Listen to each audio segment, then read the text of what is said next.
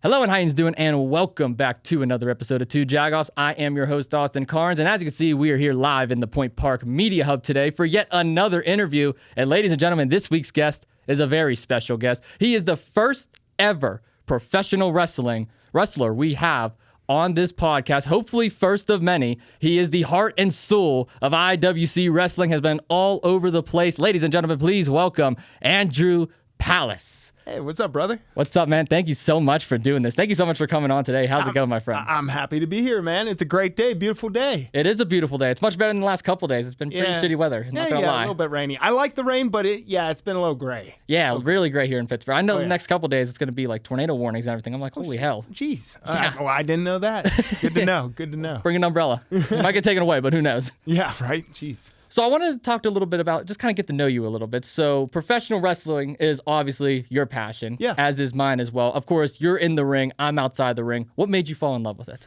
It's a number of things, really. I loved the theatrics of it. Mm-hmm. I love, bigger than life. It wasn't just what they were doing in the ring. It was the entrances. It was the how they would just be outside the ring, be in the promos, be everything like that. I love the characters. The characters is what I loved. I mean, I've always been into comic book stuff and anime and all that all the nerdy kind of stuff. But wrestling was everything like that, but in real life form with real people. And I always love that. Absolutely. I mean, storytelling is certainly something that wrestling has to offer. That's something that I've always fallen in love with too. I just love the good guy versus bad guy persona, the heel versus face, can the underdog overcome and achieve all these goals? And exactly. I mean, it's just something that you live and breathe, whether you're in person or watching live. Who would you say are some wrestlers that you watched growing up that really made you want to get into the business? Yeah, I mean, there was a good number of them, but the ones that come to mind are Mick Foley. He was a big inspiration of mine. Kurt Angle. I'm a big fan of Hulk Hogan. Don't cancel me. I like Hulk Hogan. What you gonna do, brother? Yeah, exactly, dude. He could hold the audience in the palm of his hand by every word he said. And it was always over the top, but he always had them. And I love that. Undertaker was a big one. But yeah, I would say those are top four. Top four? Those top four. What are your top four? Oh, that's a good one. I'm not going to lie. I'm a big Daniel Bryan fan. Yeah, I was always big Daniel Bryan fan growing up. The Yes-A-Mania was right whenever I was in 6th grade, whenever he Miracle on Bourbon Street. Yeah. I mean, I'm a John Cena guy at heart. That's the era I grew up in. John Cena's the GOAT, man. He's the GOAT. Greatest of all. The last real champion, right? Last real champion. The last real champion, real champion. Yes. And I'm going to throw out a wild card one. This one you might not expect. Shane McMahon. I love Shane McMahon. Shane McMahon. I know it's a crazy one, but I've always loved the stunts that he did growing up. I don't know what it was. Hey, that's cool. You know what? One of the best entrance songs. Yeah, here comes the money. Here comes the money. Here we go. Here we go. Yeah. AJ Styles is another one too. Dude, one of the greatest in-ring technical wrestlers of all time. Yep. For sure. Yep. I love this TNA stuff too. That's what I grew up on. Yeah, TNA, Samoa Joe, Kurt Angle. Oh, yeah. Abyss. Abyss. Yeah. Abyss. Yeah. Chris Sabin. Oh, dude. Yeah. That era of TNA, that was peak TNA. Peak TNA. And when we look at the wrestling world nowadays, it's certainly changed too. I mean, in WWE per se, I mean, Triple H is now taken over. It's a new era. You just said the last real champion. What's your thoughts on, I guess, the current state of wrestling with AEW being competition, TNA starting to come back up again? Yeah. I would say it's in a booming period. I think Cody Rhodes called it the Renaissance era. Yeah. He gave it that name. And I would agree with that because for a while there, the mainstream stuff didn't really catch my attention because, and not that I'm not crapping on it or anything like that. Just from a personal standpoint, what I was used to watching and everything, it just wasn't grabbing me. Yeah. But the recent years, it's been pulling me in again. The stories are nice and the characters are great and everything seems to be going. It reminds me of what I was watching growing up. Mm-hmm. And that's what I was missing. So I would say wrestling's in a booming period right now. And I'm happy to see that. I fully agree with you on that. I mean, it's a wide variety of superstars. The thing I always talk about with my buddy Lucas on this podcast all the time is the WWE's problem. They have too many good guys. They have way too many guys. I mean, AJ Styles, John Cena, Cody Rhodes, Randy Orton, LA Knight. How can you make all these guys? Yeah. It's hard. Only a few guys can be on top of the mountain. And it's but everybody's so good. Everybody's so good. Jacob fought too. Like, Oh, yeah. geez, like I mean, Cody Rhodes. Cody Rhodes is one of my all-time favorites right now. Like you just have a number of guys, and it's like I don't remember the last time there were so many like top people that should be the top guy. You know, but who's it gonna be? And then Seth Rollins still doing some of the best work of his career. Roman Reigns is still there. Punk is back. I mean, like, dude, and Braun Breaker.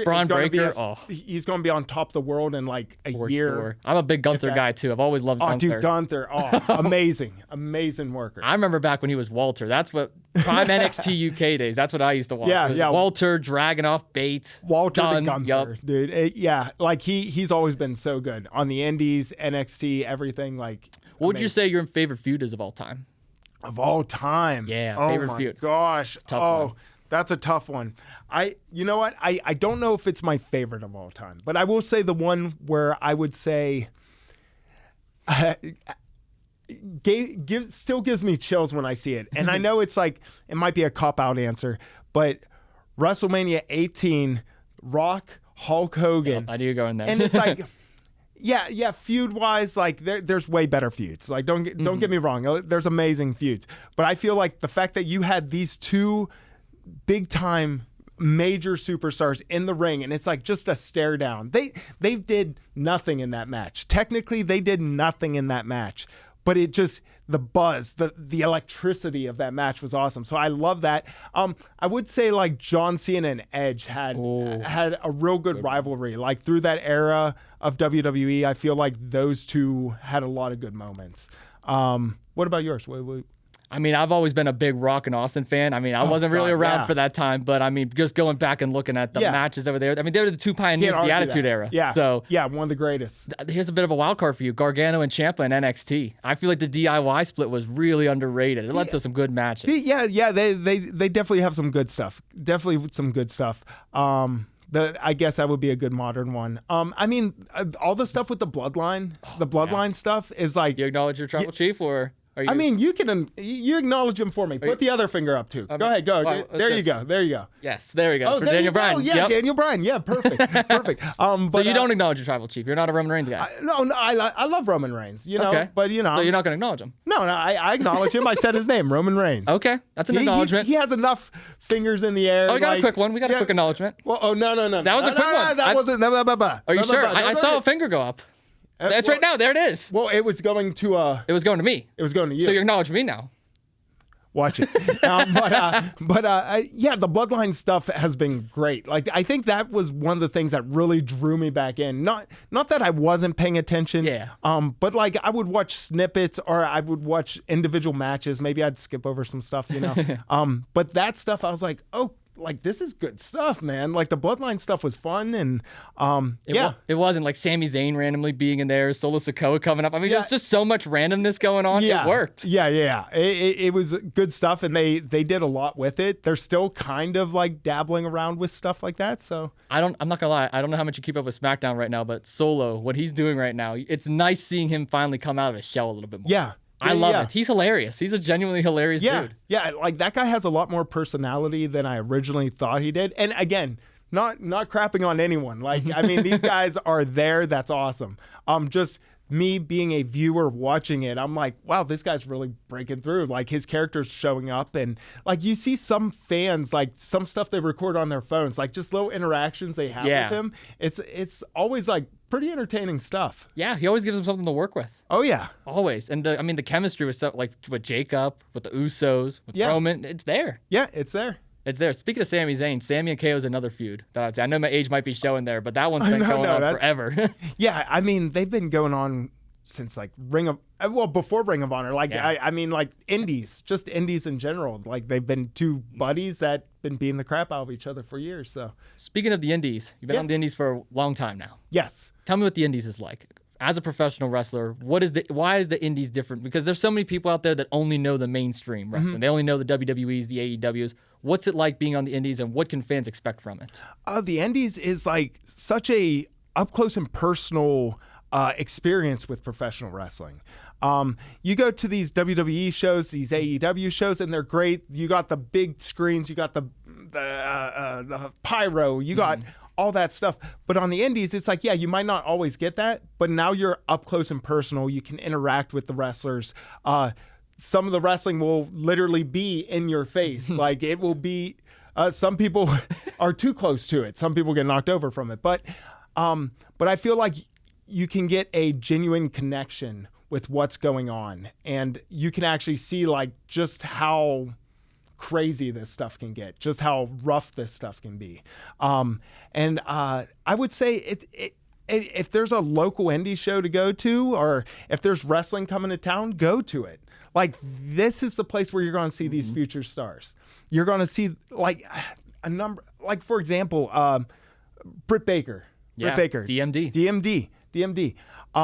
I was part of her first match. Wow. And it's like, at that moment, those people watching probably just thought like, oh yeah, I'm at an indie wrestling show, whatever. They didn't realize they were seeing one of the next big stars for their very first match.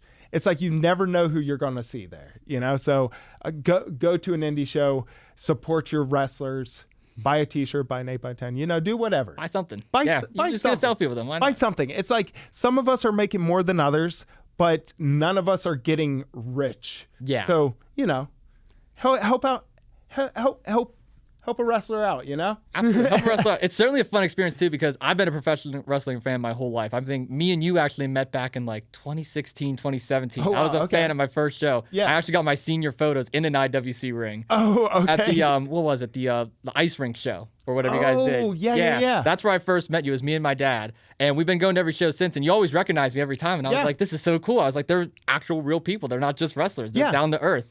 And I took a break for a while around the pandemic, and I finally decided to go back to another show last year. It was me, my two buddies, and my two cousins. I was like, come on, guys. None of them are wrestling fans, by the way. Well, one of them slightly is, but the other one's nothing to do with professional wrestling. Yeah. I'm like, guys, just go. They'll interact with you. It'll be great.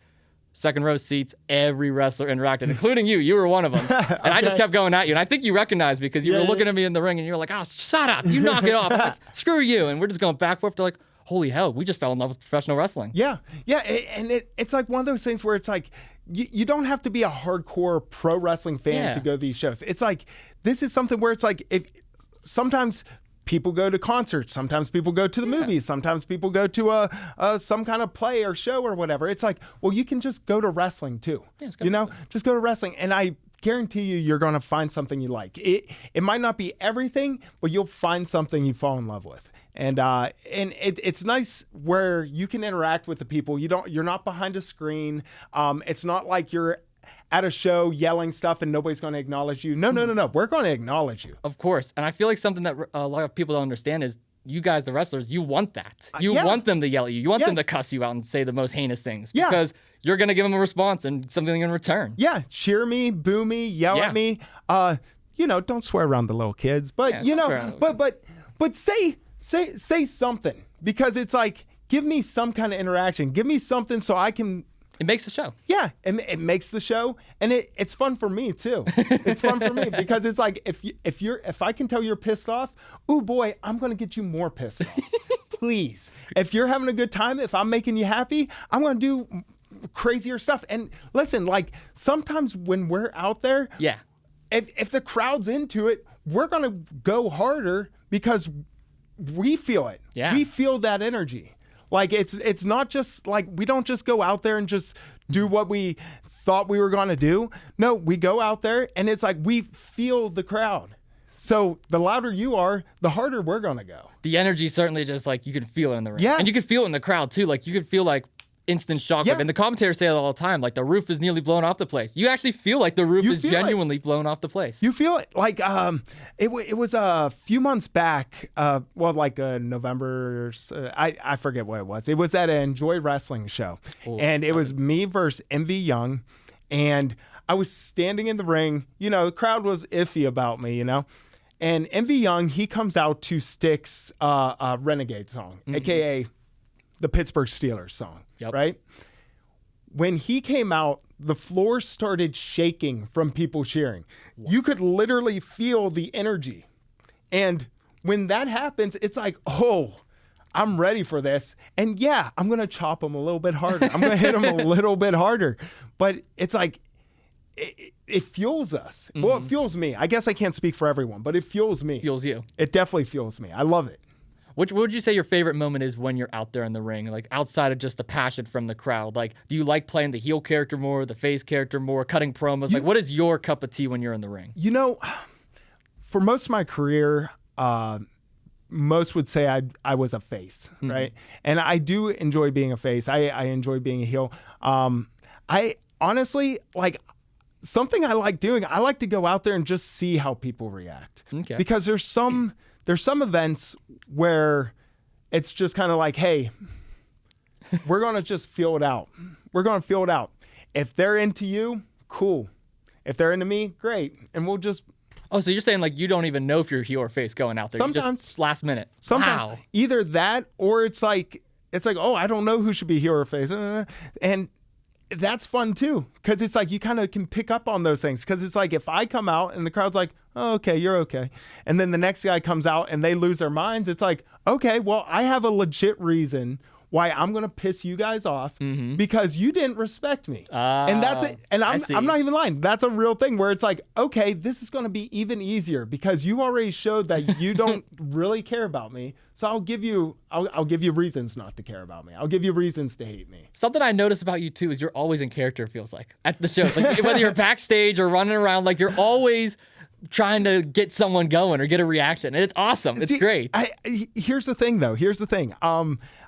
Like people have characters and like, I mean, like I think it's safe to say like the Undertaker wasn't a undead zombie. I think that's safe to say, right? I would hope so. So people have characters, and a lot of people's characters are an extension of themselves. Yeah. When I'm Andrew Palace, whether you view that I'm being a heel or a face or whatever, I'm literally just being myself. I mean, you're looking at me right now. Yeah. I'm not playing a part, but I can't stop moving my hands. I can't stop doing this. Yeah. because I'm excited. I'm talking, right? And when I'm backstage, I'm just being myself. I'm being myself. So whether I'm pissing somebody off or getting them to like me, it's like that's me. That's me. I'm not sugarcoating it. I'm not trying to play a part. That's just who I am. And it works perfectly because the amount of times, like even before I really started doing stuff, when I was a fan, I would come up to your table all the time. Whether you were a heel or a face, you would always give me something. Yeah. So if you're a face, you're like, and my mom was like, oh yeah, come on, let's get a picture. Let's do this. It's awesome. But if you're being a heel, you throw that hat across the room like you did a couple months ago. That was the exact hat you threw, by the way. Oh, it was that one. Yeah. Oh, this one. Yeah. This one. 2 Jagoffs. You gonna throw it again or? No, you know what? I'm in a good mood today. Okay, nice. You haven't said anything. Well, I mean, you were doing the tribal thing. You were trying to. No, you know what? I'm going to keep it there. I'll keep the finger down if you keep the hat there. Fair enough. Fair enough. Deal. Okay, we're good. Good. but yeah, it's like I feel like people want that. Whether I'm being a dick or a happy-go-lucky guy. I mean, it's like I feel like people want some kind of interaction. Like for example, I like backstage. For one of our shows years ago, Vader was part of the show. Oh, R.I.P. Vader. Yeah. And it's like, he wasn't a bad dude. He wasn't like mean or anything like that, but he definitely had a presence backstage where it's like, don't rub this guy the wrong way. He wasn't in the greatest of moods. He wasn't a bad guy. Great dude. But it's like, there's a grumpiness about him. And as a longtime fan, I'm just like, yeah, I wouldn't want Vader to be happy-go-lucky. If he was backstage doing what I do, it would kind of break my heart a little bit. But to see that he was a little bit grumpy, I'm like, I love that. Yeah. And it's like, so when people interact with us, it's like whether we're jerks or not, it's like, I feel like they want some kind of, they want some kind of like, not persona, but they want some kind of energy from them, whether it's an MJF kind of thing or MJF's awesome. Oh yeah, or a happy-go-lucky kind of thing, you know? Just happy-go-lucky. What's it like having those like legends backstage per se? I know like a lot of the indie shows they try and get like at least 1 or 2 guys that was in WWE or was in AEW. Yeah. What's it like for the indie talent that's backstage in that locker room? I'm assuming you guys are all picking their brains, at least getting some kind of advice. Yeah. I would say it would be smart too. And yeah, there's going to be some talent where it's like they're not being jerks or anything, but it's like, hey, they flew across country, they're tired, you know, and that's okay. And you can kind of like pick up on those vibes. But a lot of big time stars are willing to talk and give advice, and I encourage wrestlers, indie wrestlers, whatever, new guys, guys who've been doing it for a while, talk to those guys. you know? Was there ever, I guess, one of those wrestlers that gave you advice at one of these shows? And if so, what was that advice? Oh my gosh. I've gotten a lot of advice through the years through a lot of big names, like, and a lot of the advice would be what you normally hear. Like RVD said, like, if you feel you're going too fast, slow down, all this kind of stuff. Yep. But I would say, like, actually, you mentioned before we started recording, you mentioned Sami Callihan. Sami right? Callihan. You talked to Sami Callihan. I did. I'll give you a piece of advice he gave me. Okay. He said, "Don't be a dick." And it's like, okay, what kind of advice is that? In wrestling, it's like there's so many talented guys in wrestling, and when it comes to getting bookings and everything, it's like a lot of people can do a lot of this cool stuff, but it's like, are you going to pick the guy that can do all the crazy stuff but is a jerk? Or are you going to pick the guy where it's like, hey, he can do just as much, but he's actually a cool dude to have in the locker room? Yeah. We pick the cool dude. Pick the cool dude. You want the positive energy in the locker room. So I would say that. Sky Too Hottie said, if you can't work out, tan harder. Just tan great. more. And actually a piece of advice that I got that was shocking. And I don't know if I always contribute this, but I would say this is one of the more different pieces of advice I got, was from Bruce Pritchard. Oh, okay. Where Bruce Pritchard said, be selfish. Be selfish. I'm like, what? Be selfish. And his reasoning was like, yeah, you want to make others look good, but at the same time, if you make them look good and you do nothing to make yourself look good, then who's getting the contract? Who's getting pushed? Who's all this stuff? So I don't use that for everything, but I thought that was like an interesting thing, because it's like I hear a lot of good advice, similar advice from people, and that's why I'm not mentioning some of the stuff, because it's like stuff a lot of people have heard. But that I was like, whoa, be selfish. Okay. But there's some truth to it. So kind of like put yourself over, pretty much, is what he's saying. Yeah, I mean, it worked for Hogan. Yeah, it did work for Hogan. Hogan. I mean, it's kind of true, too, because you look at like the Dolph Zigglers of the world. I mean, he was so good at putting everyone over that some would argue that he didn't have a chance to put himself over because he wasn't selfish. And one of my favorites, Dolph Ziggler, amazing. But yeah, and it's like, there's also like, there's always going to be certain things and certain reasons why, who your friends are and all that kind of stuff. But yeah, don't be afraid to make yourself look good too. So like we were saying before, you're on the indies for a while. Yeah. Is there tribalism between different companies? Because I know like you kind of go between, I know like I'm not going to name names, but there's a bunch of different businesses that you get booked for. Do they ever like feel a certain way with that? Or is it, because I know like on the mainstream side of things, God forbid a WWE guy's at AEW or vice versa, it's like, holy hell, there's going to be a conflict. Is it like that on the indies too? There can be in the area. Really? Different areas. And I won't name names, but like, I mean, it's happened. It's come and gone through the years. Like, I know when I first started, it was real bad. Really? Like, it was real bad. It's like, if you're even like talking to somebody over there, or it's like, oh gosh, it was bad. It was very like locker room drama, bullcrap. But now in this area, it seems like it's calmed down a little bit. There's always going to be people talking. There's always going to be locker room like BS and drama. I'm past that kind of stuff. I feel like I've always been a guy that's always been trying to be cool with everyone. I'm not perfect. Don't get me wrong, but I try to be cool with everyone. But I feel like that tribalism's died down a little bit, but it still exists. And in different parts of the country and different areas, it most certainly exists. And you've been all over the place too. I mean, like I've seen you in IWC, Enjoy Wrestling. I was just at the Taco Mania event that you were just at with my buddy Kevin. That was fun. Great event. Which, by the way, Kevin, he wanted me to ask you something as well. What's up? I don't know if you remember him or not. Dude with glasses. No, I know Kevin. I remember Kevin. I remember you, bro. Oh yeah, you can say whatever you want then. I'm watching you, bro. Yeah, watching Kevin. You, Kevin. Well, you want Kevin? What did Kevin ask? Kevin honestly wanted to know what, like, because this was the question me and him were kind of going back and forth on, because I converted him to professional wrestling. He had nothing to do with it until he became friends with me. And something he was like asking me about, he was like, oh yeah, do you think like these wrestlers have like golden moments and like favorite opponents? And I was like, yeah. And I'm like, you know what? I'm going to ask Palestat. So who's your favorite opponent that you've had so far? Gosh, that's a very tough one. I've been fortunate to have a lot of good like rivalries, good opponents. I face some top-notch wrestlers. I've been lucky to do that. Like I'll name a few, and it will still be leaving like a handful out. Where I'll be leaving here, and I'll be like, oh crap! How'd you forget that one? That would be the main one. Some of the greater rivalries I've had in this area were against Facade, Chris LaRusso, Jack Pollock, Wardlow.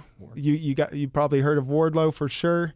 I was actually there when you beat Wardlow for the IWC World Title. Oh, when I dropped him on the boards? Yep. Oh, I was there, second row. Oh yeah, that was a very big highlight for me. Really? Winning the heavyweight title for the first time. Yeah. That's cool. I'm happy you were there. I was. Oh gosh, there's so many. Like for example, one of my opponents I've had was Josh Alexander. Oh, and that legend. It wasn't like it was, and I've wrestled like Jonathan Grisham. That was another good one. But with Josh Alexander, I feel like when I had that match, I realized just how much harder I had to work to get better. And I felt like that was a turning point for me where a lot of my wrestling changed after that. Because after that match, even though it was great and people loved that match, I was disappointed in myself because I realized just how good he was compared to where I was. And I was like, I need to up my game. And after that, I feel like I did up my game. He's a hard hitter too. Josh Alexander? Yeah. I mean, he's an amazing wrestler, but he hits really hard.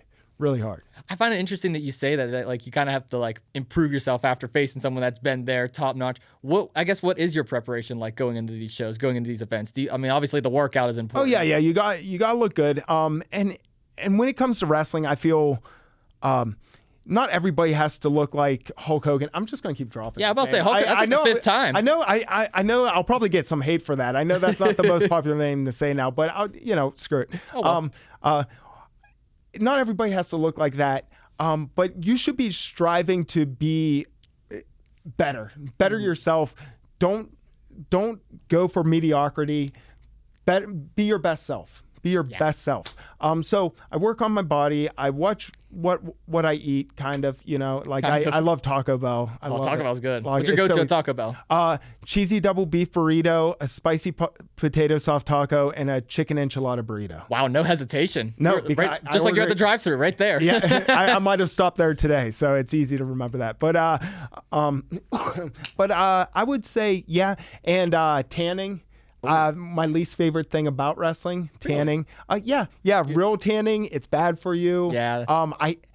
Then I put a bunch of fake tanner on. I hate the smell of tan, dude. I wrap myself in a tan blanket at night, the night before a show. This is real. Real. I put on this Jergens foam, and I hate the stickiness of it, but I want it to sit. So I have my tan blankets. I wrap myself like a cocoon, and I fall asleep in it. And when I wake up, I shower it off.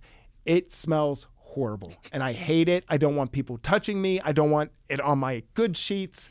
That's my least favorite part. So that is preparation for that. And then wrestling day of, I eat kind of light. I get a workout in. I try to get a little bit of stretching in, and I try to get my mind into it. What's a good way you clear your mind? I know a lot of different people like in different sports. I've had a couple athletes on here. They'll listen to music. They'll listen to a podcast. They'll maybe go out for a run, talk to a family member. What's your way of clearing your mind? How I do it, I do some breathing exercises. Okay. That just simple stuff like that. Little meditation. Little meditation. And then I envision what's going to happen that night. Not like move for move or what I'm going to be doing, but just envision what's going on that night. And just put that in my head. I put in my head that it's like no matter what happens, everything's going to be fine. And I realized that when I first started, every little slip, every trip going to the ring, it was in my head. And I'm like, oh my God, I suck. I'm the worst. But then you realize like, it's fine. The best people in the world mess up. The best people in the world slip up, and it's okay. And everything's going to be fine. So I get that in my head, and before I go through the curtain, I get a good few jumps in, and then I'm on. I turn that switch. That's amazing. Now, a little behind the scenes scoop here. I mean, I've been backstage at several shows before, so I kind of know what it's like, but not a lot of people do. So without spilling the tea too much, you get to an arena, you get to a show, booking, wherever you're going to be at. Yeah. What's the first thing you do once you walk in those doors? What's a day like in the life of Andrew Palace at an event? Okay, well, you walk in the doors, and I hope most people do this, but what I do, I try to say hi to everybody. I try to say, and when I say that, I say not just the wrestlers. I'm talking about the staff. I'm talking about the people cleaning up the building. I'm talking about the janitors, the commentary. Say hi. Not just because you have to and because you're kissing everybody's butt. No, say hi because just be a good person, Like we're all people. And you should be happy to see these people. These people are in the same, have the same love for wrestling as you, and we're all there for a purpose. So everybody should be treated with the same level of respect. So I do that. Then hang out. A lot of people think a lot of people that don't know about wrestling think that we rehearse our matches and we just go in the ring and we do a bunch of stuff. That's not always the case. That's not the case.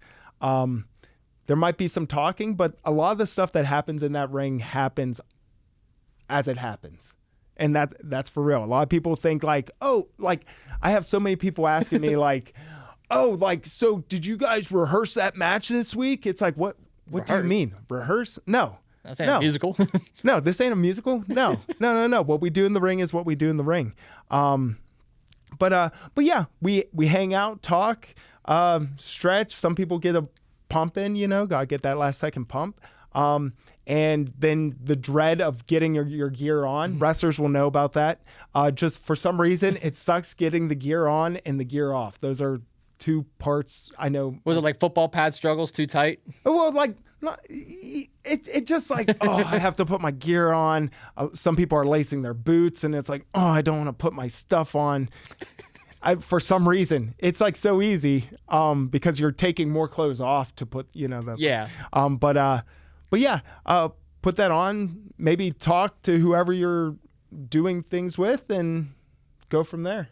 Go from there. And then a live show. Yeah. And then my favorite part, especially at indie events, is the tables that set up, the venues. Like you were saying earlier, go buy a 8x10 or a t-shirt or whatever. What's it like for you working at those tables? Because like I said before, you're certainly a fan favorite at the show. Oh, thank you. Every show you go to, it's the truth. You, TMEM, and you're one of the guys that I always look at, and I'm like, yeah, he's going to get a whole line of people. Yeah. I like interacting with people. I will say one of my weak points is I don't always have crazy merch. I don't have the newest merch and all that stuff.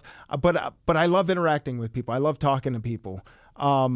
Whether you want to say I'm a good guy, bad guy that day, it doesn't matter. It's like, yeah, I love interacting with people, and I enjoy it. And it's like, if you're not buying something, and this goes for me, I'm not saying for everyone, but if it goes for me, if you just want to say hi, I'm cool with somebody coming to say hi, talk to me, whatever. If you're going to buy something, cool, But yeah, I'm not going to hound people to buy my stuff. Some people will do that, and that's cool. That's fine. When we're there, we're workers. We're trying to make some money, Of course. Just like you see a band or at a concert or whatever, they're trying to make a little extra money. Not being jerks about it, but, a couple dollars helps. Gas money's, gas is expensive. It's very expensive. It's very expensive. It's way too expensive. That's why I took the bus here. I'm not, no. Oh, yeah.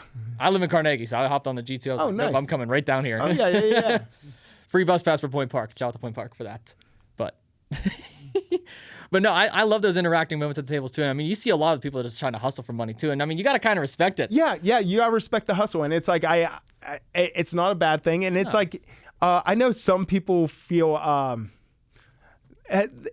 feel like some people might feel a little pressured to buy stuff from some people, but hey, you got to understand, these people are trying to make money, and it's like time is money, and a lot of people do use wrestling to pay their bills, and it is important to make that money.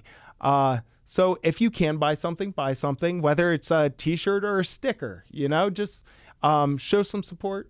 It's appreciated. Of course. I don't want to name names, but there was this one show I was at a couple of years ago, and this one wrestler just wouldn't stop hounding me. And all I did was go up. I wasn't even asking for a picture. I just went up there. I was like, hey, good match, man. Just want to say you were kicking ass. Keep up the good work. And he's like, hey, man, nice. Thanks. You want to buy a sticker? I'm like, not really. I'm like, I don't want to buy a sticker. I was like, I appreciate it, though. I was like, keep doing great work. And he's like, no, man. He's just, buy a sticker. He's like, this tank top matches you. I'm like, dude, I'm not the tank top type. No, thank you. And he just kept, I'm like, dude, I mean, you got kids here. Just take a picture with them. Did you buy something? I didn't buy something. Oh, I wanted okay. to, but I was gonna see if it worked, because if it worked, I mean, he did a good job. But no, he did. He was. I respect the hustle, though. I was close. I was just to shut him up, but I was like, no, I'm sorry, man. I'm just here to see the show. Hey, but like you said, you gotta respect the hustle. But yeah, you gotta respect the hustle. I do buy stuff occasionally. But yeah, and if you can't buy something, it's okay. I'm a broke college boy. I got nothing to worry about.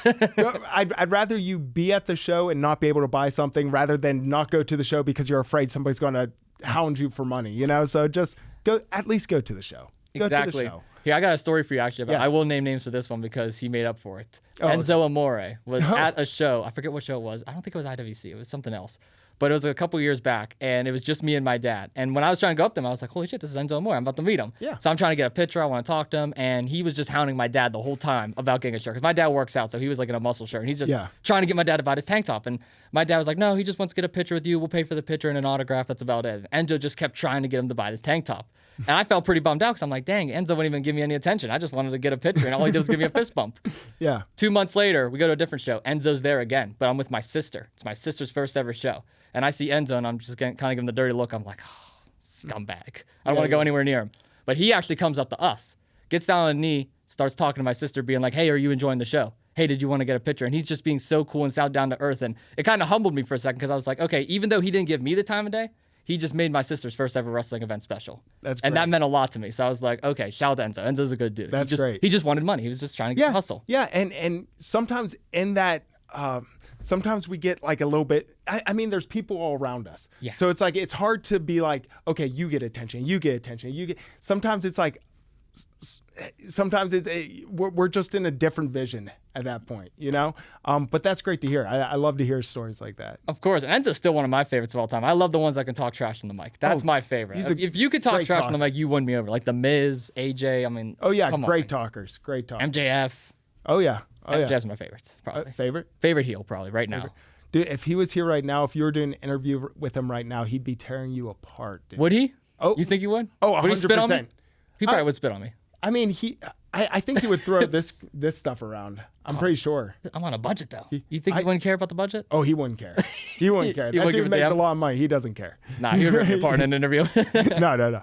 Speaking of those interviews, I mean, I'm a big broadcasting guy. I do a lot of broadcasting outside of Point Park, obviously, basketball, football, whatever. Yeah. And I just kind of have a love for it with wrestling because broadcasters in wrestling are different than broadcasters in other sports. They're actually characters themselves. They're holding the microphone. They're selling the story, whether they're a heel commentator or a play-by-play guy. And backstage, a lot of the times, the wrestlers, they're obviously dominating the interviewers. What's that kind of like with your experience with backstage interviewers, and how do they contribute to a show for your character? Oh, my God. The interviewers, the commentators, they tell the stories. Wrestlers can only do so much. Like we're telling a story with our bodies. We're telling a story with our facial expressions in the ring. But a good commentator, a good announcer will be able to help tell the story further and put more energy behind things. Like Joe Dombrowski. Love you, Joe. Great friend of mine. Love Joe Dombrowski. One of the best commentators. And I'm not just saying that because he's my friend. That dude can make he can make a match that might be going sideways, might not be the greatest match ever, and he can make it seem like it's the greatest match and the big things are being told. When it comes to commentators, or even ring announcers, like Nick Lendl. Nick Lendl, another good friend of mine. Great announcer, commentator, and backstage interviewer. They can help push a story forward, and sometimes they can help get us back on track. If something gets screwed up, whether it's in an interview or in the ring or whatever, they can help cover that. And yeah, they're very important. I would say they're one of the most important things. Like, try to watch wrestling without some commentary. I'm not talking about live wrestling. I know the commentary's not there live, but watch wrestling on TV without commentary. It's not the same. It's really not. It's not. Yeah. You don't get the same. Who would you say some of your favorite commentators were growing up? Oh, easy.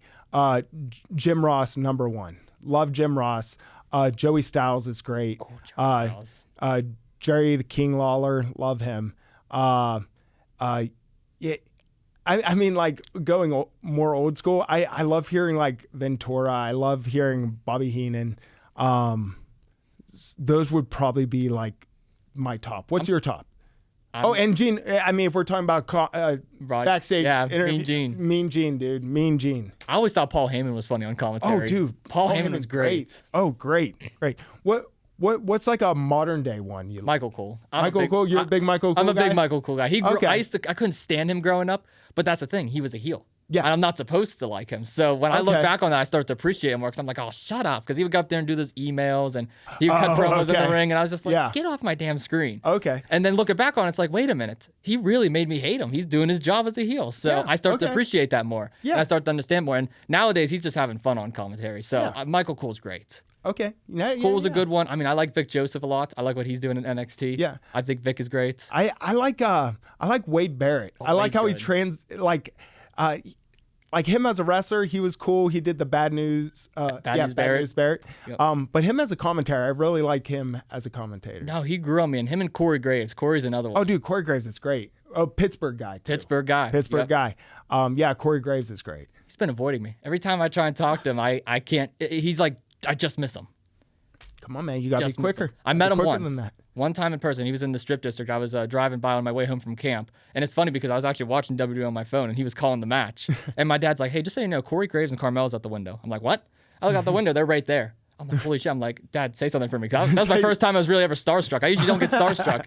And my dad was like, oh, hey, Corey, my son's here. Just want to say he's a big fan. Corey came right over to the car. He's like, hey, man. And he introduced himself. And it was, oh, that's great. And Carmelo waved from the background, too. And I was like, oh, my goodness, this is sick. And that's awesome. I was just kind of frozen. I really didn't know what to say. I was like, I'm a fan, man. Thank you so much. Yeah. And he was like, no problem, man. He was like, keep kicking ass. I was like, okay. I was like, that's sick. So I DM'd him on Instagram a couple days later, and he was so cool. He's like, hey, I just want to thank you and your father for being so respectful. I was with my kids. You guys didn't hound me or ask for pictures or anything. You guys were just cool and casual. I really appreciate that. And I was like, that's sick. That's awesome. I was like, that's sick. That's so cool. And then every event that I tried to go to where he was at, I just couldn't coincide, but it's okay. Yeah. I mean, it'll happen. It'll happen. We'll get there one day. Yes. One day I'll meet Corey. Yes. One day. Sure. One day it's going to happen. But no, Corey's great. Corey's another one of my favorites. I just love the little jokes he threw in. Like when it was him and Saxon on commentary, like he would always take digs at Saxon. I was just like, this is hilarious. Oh, yeah. Great at that. And Jerry and Jim, though, I mean, they were a good commentary duo, too. Dude, legendary. Yeah, that was like the era of wrestling where it's like I was watching weekly and everything. Mm-hmm. So it's like in my mind that's what I heard all the time was those two. And they were so good together. Jim Ross is my favorite commentator. Okay. Michael Cole would probably be mine. Okay. I had to pick one. Fair enough. But yeah, him and Jerry together, like Jerry was just so over the top and Jim could tell the story and like make the moments feel huge. Like, my God. Like I love it. What do you think about McAfee? Yeah, he's good. He's good. No. It's like I'm not. There's a lot of people in the wrestling business that I know of that really don't care for McAfee in the commentator role, or just in general in wrestling. No, I think he's fine. I think he's helped bring different eyes to the business. I know some of my friends that aren't big wrestling people. They were like, "Hey, did you know Pat McAfee is on WWE?" And I was like, "Yeah, I know, man." Yeah, he's there. And they were so stoked about that. So it brings new eyes. I think he's good at what he does. Yeah, he's good. Right. I'm not going to put him up with Jim Ross. You're not going to put him up there. But I have nothing against him. I see a lot of people jump the gun on it and they say McAfee and Cool is the best duo of all time. And I'm like, listen, I love Michael Cool and McAfee's great, but I don't think you could put him above a JR and Jerry the King. No. It's like we gotta pull that back. Yeah. No. I don't even think I can put him above Vince when Vince was on commentary. Like, yeah. They're great, but they're not that great. No. Like, and it's like, let's see, like in the span of things, like we'll see, like I don't know if they'll be together forever or whatever, but probably not. But Honestly, I like Cole and Corey more than I like Cole and Yeah, McAfee. I do too. And it's like, and that's nothing against Pat. It's just No, I think Corey tells the story better because McAfee kind of is like doing the fan role. He's there as a fan, which is great. It's a different perspective, but that's not what you want to hear all the time. Yeah, and you have someone like Corey Graves where it's like he's wrestled, like he's wrestled for a long time. He has great in-ring psychology, so he can tell that story easier because he was one of those guys. Where Pat, like you said, was a fan, but he's a big podcaster. So he's good at speaking, he's good at being the fan, but he doesn't have that in-ring knowledge. No, he doesn't. Like you could tell, like sometimes some of the moves he doesn't understand. Cole kind of has to bring it back in, but McAfee's great. I still like the show and everything. Great. But he's great. And telling the story is important too. And I mean, I'm going to go over the IWC here for a second because there was something that happened earlier this year that I wanted to talk about. Yeah. And telling stories is really important. You were in this feud with big time Bill Collier. And he's the IWC World Champion, longest reigning IWC World Champion. And there was something kind of happened, unfortunately. Bit of an injury took place where you got tossed out of the ring. Do you mind talking about that injury a little bit? Yeah, sure. So before that injury happened, I got hit in the back with a chair a bunch of times. Can I just say that shot was loud as hell from Cannon Christopher? It echoed. Yeah. And here's the thing. I don't know if people notice this. It wasn't a steel chair. It was a plastic chair. But that doesn't mean, it doesn't hurt as bad because it's not. No, I realized that it kind of hurt more being a plastic chair. And he did it, I don't know how many times. But it was very painful. It made a lot of noise. Literally, like my whole back was like shivering from it. But first I got beat up with a chair a little bit. And then I got thrown around by Big Dumb Bill Collier. Big Dumb Bill Collier, that's his name. And everything was like kind of going okay. Like, I mean, I'm not gonna lie, some of those throws kind of hurt. Like you'll see, like if you watch the match, I get hit under the chin. My leg hits the corner buckle. He throws me over the steps, and that kind of jacked me up. But I was still moving. Everything was great. But then he gorilla pressed me up in the air. And he goes to throw me out of the ring. And as I'm getting thrown out of the ring, my body spun and I landed on my shoulder and my head. And there was no padding on the outside. Like there's some padding in different promotions. IWC, there's no padding around the ring because we're hardcore, I guess. We're pretty hardcore. But yeah, so I got knocked out instantly knocked out. I separated my shoulder. I got an AC joint separation, level 3, which if it was a level 4, I would have had to have surgery. Level 3, I can get away with not getting surgery, and it's like a big bump here. But yeah, that was worst injury of my career. I was knocked out. I didn't know what was going on. I remember just coming to in the back, and I was sitting in the chair, and it took me a second. I didn't realize how I got there. My arm was already wrapped up. Apparently people said I was going through waves of emotion where, you were there, weren't you? The chair that you were sitting in was the chair I was originally sitting in. Oh. I was like, stop, sit him down now. Yeah. I wasn't there at all. But then eventually I started coming to, and then I my first thoughts were, I was like, what? Like, what part of the match, like when did the match end? How did I get back here? But yeah, one of the first thoughts was like, oh crap, like I hope this isn't bad because I got a date tomorrow, so I gotta make. It's like not the fact that I got knocked out. My shoulder my lump on my shoulder was up here. But yeah, that was scary. That was a scary moment. I went to the hospital. Stayed there till about 5 a.m.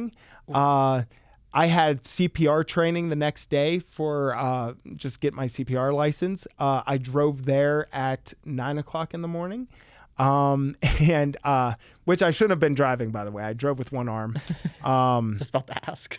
Yeah, I drove with one arm, had a concussion where I found out it was a lot worse than I thought because when I was walking around my house, I was walking in a straight line and suddenly it seemed like the room was tilting. Oh.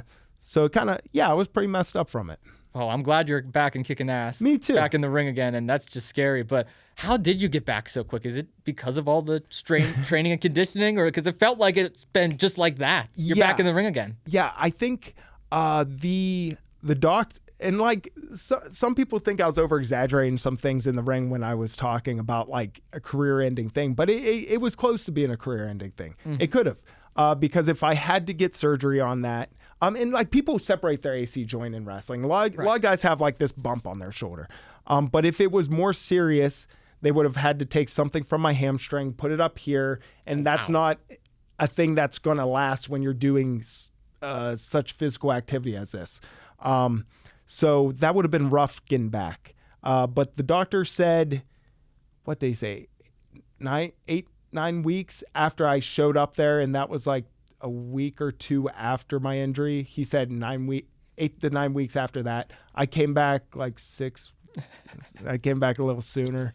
Yeah, I remember that because you were at one of the shows and you were like, "Oh, hey, what's up, man?" And I was like, "Aren't you injured?" And you're like, "As long as I don't do shoulder at the gym, I'll be fine." I'm like, "No, go home, rest." Yeah. For example, I just started doing like chest exercises again because I asked the doctor. I was like, "Hey, when will I be better?" And he's like, "Oh, about like 8 to 9 weeks, you should be more normal." And I was like, "Okay, cool. So like 8 to 9 weeks, I can come back and wrestle." And he's like, "Whoa. I don't know about wrestling." He's like, that's going to be up to you. It's probably going to be painful. And it was a little bit painful.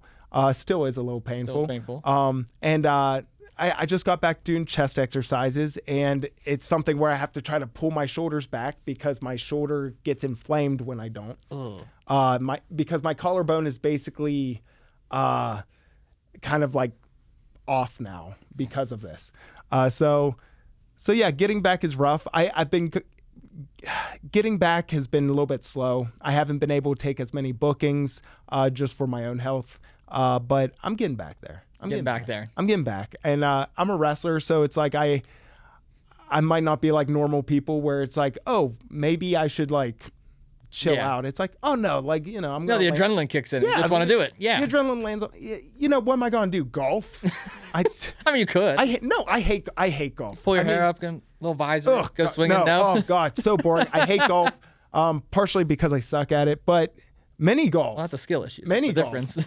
Mini golf. Like mini golf. Okay. Get like cool attractions there and stuff. Oh yeah. Mini golf. Scally's Up in Moon. That's a nice one. You ever been there? Yeah, I have. Yeah. Yeah. That's a nice one. I like that one. There was this one on McKnight Road that was like really cool. I just went to. Oh my gosh, I know which one you're talking about. Yeah, I forget what it's called. There's like 2 mini courts. Yep. Yeah. I was just there not so long ago. I know exactly what you're just talking Google about. it, guys. Just Google McKnight Road mini golf. It's great. Yeah, they were about to close. I was with my 2 cousins. I was like, "Hey, you guys want to go mini golf?" And they're like, "Yeah, why not?" We went there. I was like, "Hey, you guys about to close? Like 10 minutes." I'm like, "We can be done in 10 minutes." And like, "You're not going to be done in 10 minutes." And I'm like, "Come on, man." He's like, "Fine, go." Nice. Like, W man, let's go. Oh yeah. No, mini golf's nice. Oh yeah, I love mini golf. You know, pro wrestling, mini golf, pretty much the same stuff. Pro wrestling, mini golf, working out. Even though I'll be honest, I hate working out. You hate working out? I hate. How do you hate working out and you look like that? How? Well, stop. Well, I'm just saying, I'm built like a twig over here compared to you. So I work out so I don't hate myself when I see the pictures that come out, and also so I can eat. I love eating. That's my biggest, I wouldn't say problem, but that's my biggest. I love eating. I'll eat everything. And most people that know me can say that I probably can eat more than just about anyone. Fact. I could be an eating champion. Actually, maybe that'll be what happens. Like whenever wrestling's done for me, which I hope it's not soon, but if wrestling's done for me, I'm gonna eat. You're gonna be the next Joey Chestnut, pretty much. What you're saying. Just keep eating, shove your face down with food. Yeah. Why not? Yeah, I'll just be a little bulkier. You know, I might have to get bigger T-shirts, but you know. I was talking to Mandime about this a little while ago. And I was asking him, like, how do you get in that kind of shape? I was like, because I'm nowhere near that kind of shape. I know the average person is it. I was like, I don't want to say you're on, steroids or anything, but I know a lot of wrestlers in the business do it. I was like, but how do you guys do it per se? And he's like, you can't stop eating, man. You just got to eat. Yeah. Eat. You got to eat. And you know what? With wrestling, whether somebody takes something or not, Yeah. it's like, hey, this can be a cosmetic business. Yeah. So, whatever people do, that's up to them and that's cool. But when it comes to your body, you got to eat. Yeah. Eating's very important. Would you say eating healthy is important or just eating? Because that's two different things. I would say eating healthy. There's definitely some people that take just like eating a little bit too far. How healthy of an eater would you say you are? You're just talking about Taco Bell a little bit ago, so I don't know. The worse I eat, the harder I'll work out. If I'm going to eat a bunch of cake, I better be working out that day. I better be doing legs. I better be going hard. I really don't have like a fast metabolism. I walk, like sometimes I'll just like walk around just for the sake of walking around. I'll work out. If I have the choice of eating a steak or a piece of cake, I'll always take the steak. I'm more of a food eater, you know? But yeah, just work out hard. If you're going to eat like shit, work out harder. That's what I say. What about snacks? Do you have like any go-to snacks for when you're...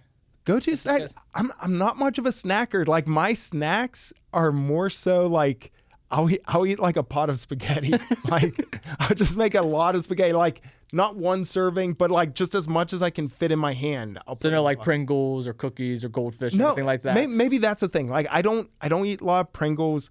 I don't eat like chips and a lot of candy. I'm not a big alcohol drinker. I don't drink a lot of alcohol.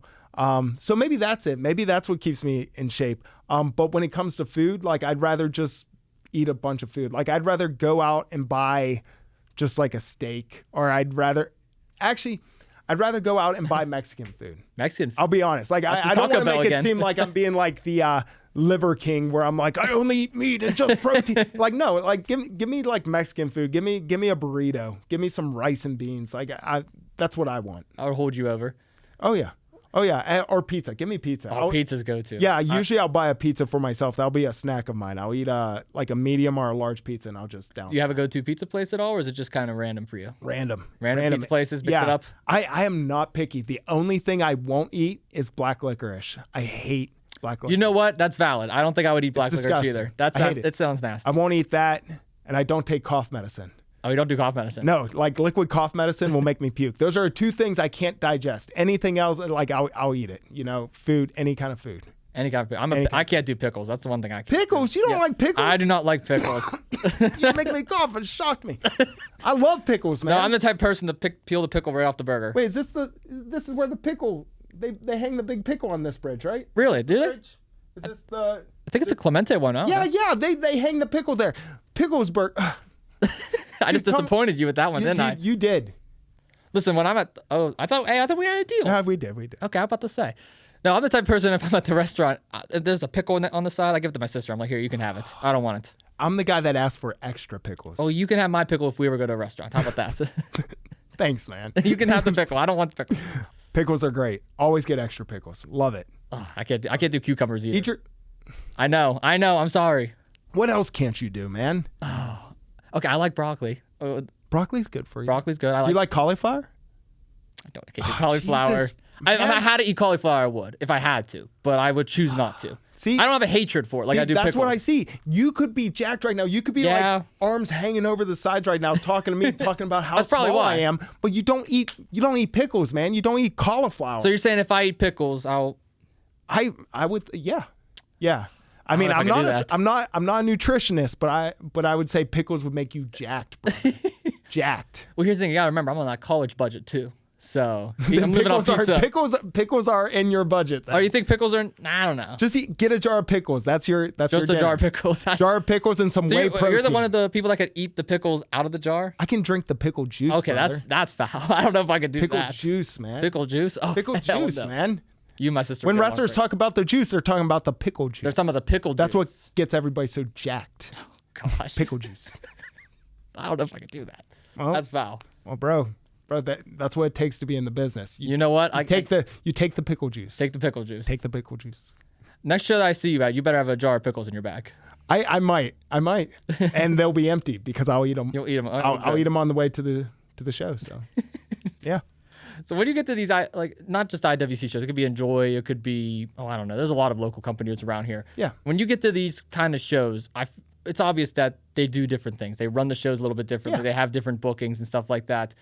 Do you ever get like a different vibe from different audiences? Because I know that some crowds can be a little hostile, and some crowds can say some stuff that's maybe not acceptable, socially acceptable. How do you handle that as a wrestler? Like, do you ever get offended, or do you ever get... No, here's the thing. For me personally, it's very hard to offend me. You have to either truly disrespect me, or sorry, I'm still on the pickle thing. You made me cough. Well, pickles are gross, but yeah, watch it. Anyway, it's hard to actually disrespect me. Mm-hmm. Like, you can call me any name, it's not going to disrespect me. But if you say something about like my family, it's on. You're screwed. But no, when it comes to certain crowds, bar crowds are like 21 and over, 18 and over, or whatever. They're going to be a little bit different. And if they can say anything they want at me, they can say all the words at me, I don't care. Mm-hmm. I might say them back. I try not to swear too much, but I'll say them back. I don't care. But if it's a family show and there's kids and I see little kids in the front row and you're yelling the C word at me, yeah, that's when you're going to piss me off. Because it's like, now that family's probably never going to come back because you ruined it, right? And you're talking about the fans that's screaming. The fans. What would you say that, I guess, because I've seen at times even the wrestlers, they'll sometimes get in other fans' face, and there could be a kid right there in that row, and they might say something. Does that ever get under your skin? That does get under my skin. It all depends. I feel like most wrestling shows are going to be PG-13, right? So there's some words where I'm like, hey, if it will be said on a Marvel movie, I let it slide in moderation, you know? But if it's F this, F that, C word, whatever, you know, that I'm not cool with.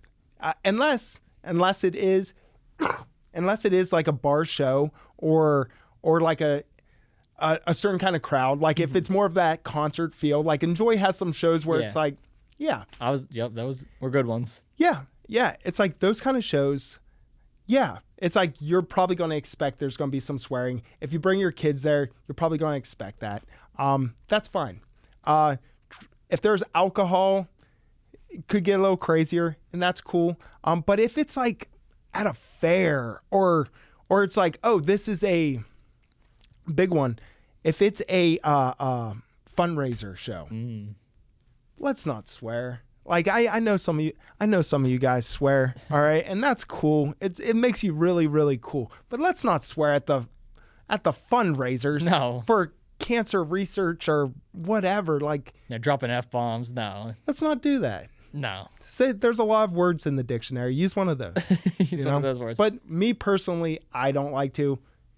People can do what they want, but I don't support all of it. Would you say Jagoff would be an acceptable word? Jagoff is 100% acceptable. Jagoff is a staple in Pittsburgh wrestling, everything Pittsburgh. Mm-hmm. Jagoff, very acceptable. You know, I got a tagline now. I got my own official tagline. I'm Pittsburgh's favorite Jagoff. Really? Yeah. Who named you the favorite? Who named me the favorite? That I could not tell. Oh. That is a secret. Oh, it wouldn't be like you naming yourself. No, me? I would never name myself. All right. I named the podcast 2 Jagoffs, but I would never name myself. You're still on the pickles. See, I'm still on the pickles. You said the pickles. I haven't been able to stop coughing. You shocked me that much. It just like got me. Are you sure you're not allergic to the pickles, or? No, I'm allergic to the BS you were talking about pickles, man. Like that BS is lingering over here. But yeah, 2 Jagoffs. I can say with certainty, you are definitely a Jagoff. I'm definitely a Jagoff. Well, I'll take that as a compliment. I'll take that as a compliment. Yeah, take it what you want, man. Okay. Yeah, for sure. Okay. Yeah. I mean, I could call you Pickle Palace if you want me to. Yeah, try that. Try it. I'm gonna have some buddies say it at the next show. All right. If you hear Pickle Palace in the crowd, don't blame me. Just so you know. That's all right. Don't blame me when a chair comes your way, bro. Oh gosh, did you not see the promo early this week? I got hit over the head with a chair. Did you? Yeah. It explains I've been a lot. taking some bumps in my promos recently. It explains a lot. I see that. I see it. Oh, that's great. That's great. Andrew, man, I'm so glad you joined me on the podcast today. Yeah, me and, too. This podcast is called Two Jagoffs Afterwards, which means there's usually a second Jagoff here. Oh. That's my good buddy Lucas Coons. He couldn't make it today. He was actually graduating. It was his last day of school. Oh, good. And he wanted me to ask a question on behalf of him to end off today's episode. And it's a question that I ask almost every person on this podcast. Ooh, okay. You're from Pittsburgh. Yes. I'm from Pittsburgh. Yes. What's the go-to restaurant?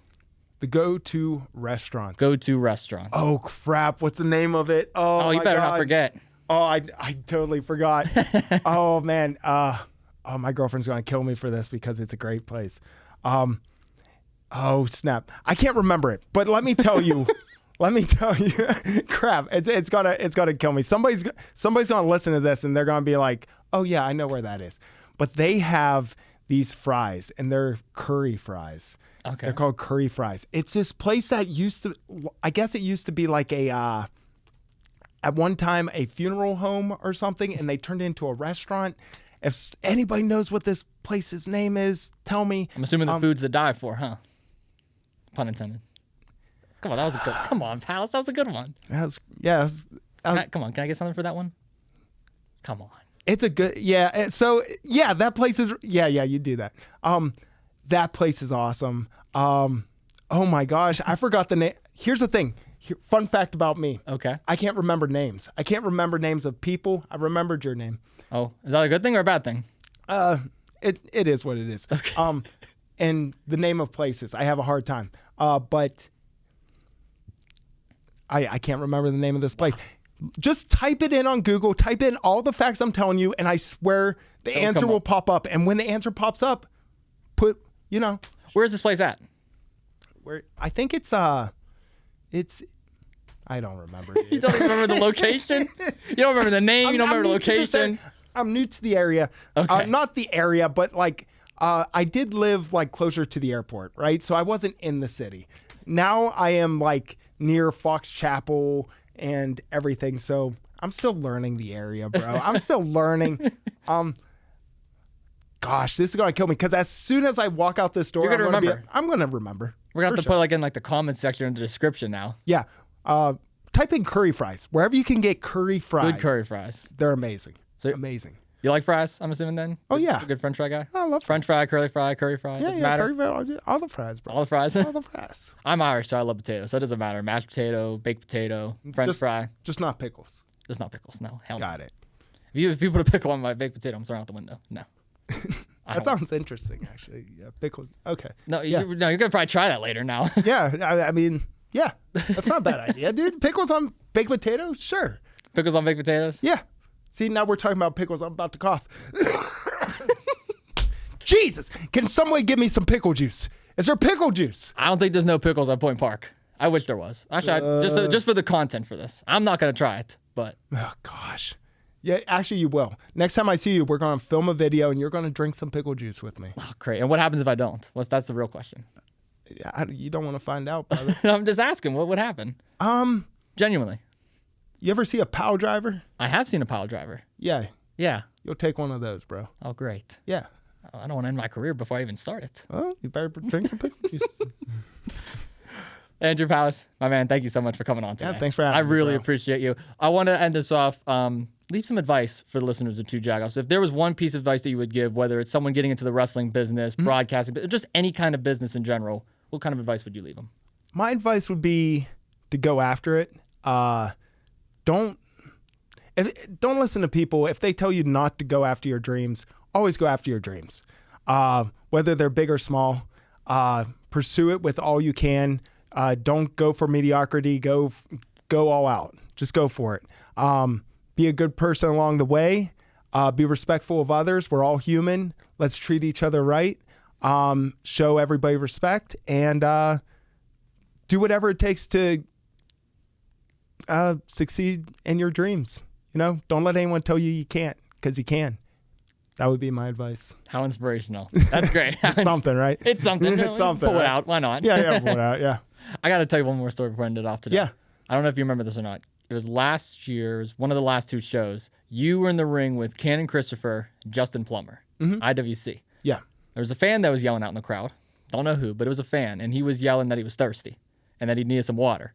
And Christopher got out of the ring, went up to that fan, threw the water at his face, got right back in, and you guys just kept cutting your promo. You laughed at that fan. Why? Why? Why What would you say to that fan? What would I say to that fan? Yeah, what would you say to that fan if he was sitting right here? Hypothetically.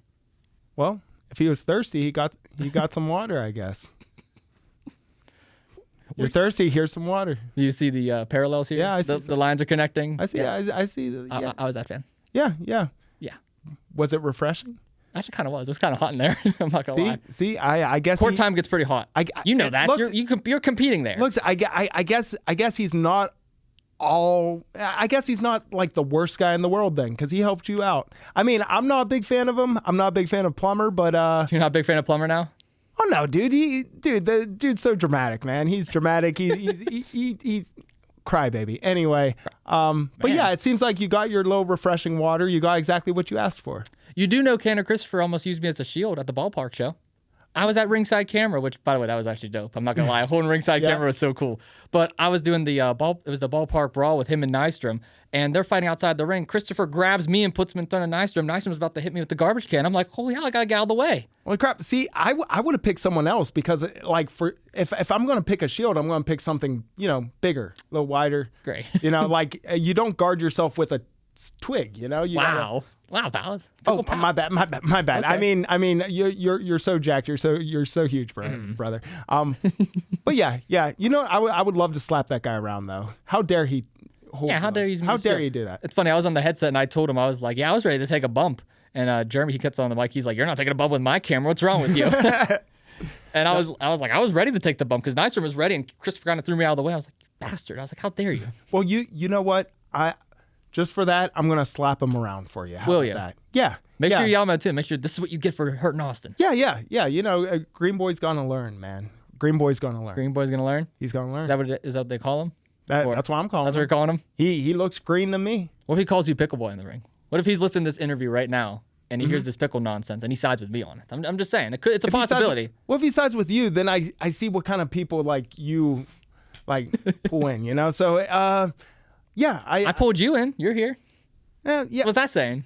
You're here in the flesh, live. Yeah, we'll have a discussion after this, brother. Oh, great! I'm screwed. Yeah. This episode might not get published. I have to edit it too, Yeah, well, we'll see. We'll see.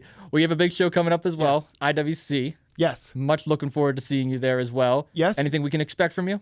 You can see me continue my rise back to the top. See me come back from the absolute bottom with this shoulder injury and come back up and get what I want, and that's a little bit of revenge on Plummer and the Plum Nuts and Big Dumb Bill and Big Dumb Cam and Cam whatever. Screw them. Relevant, yeah. Screw them. That's one thing. And that whole and all those little boys there. All those little boys. I know Katina, you had a couple run-ins with him too. Yeah. Mr. Dumb Hair, Dumb Pants, Dumb Face. I'm going after him too. He's just dumb. He's just dumb.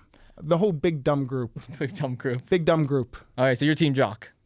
Jock and I, we've had a few beers. Me and him are cool now. I'm Team Palace. I'm Team IWC. That's what I am. I like that. I'm Team IWC. I mean, you're the heart and soul. I am the heart and soul of IWC. Yep. I'm Team IWC. I'm Team the people. Team the people. The people. I love it. Well, Palace, in all seriousness, I would like to say this. I am so glad that you're back from this injury, man. I was worried about you. I'm not going to lie. Whenever you went down, it was scary seeing you like that. Yeah. Seeing you full of passion, full of energy, even like a month, 2 months afterwards. It's really inspirational, man. So I just got to say. Thank you, man. Keep kicking ass, man. I'm really impressed. I appreciate it, man. And I just want to say, yes, closing out, I don't do many podcasts. I don't exactly like talking about myself a lot.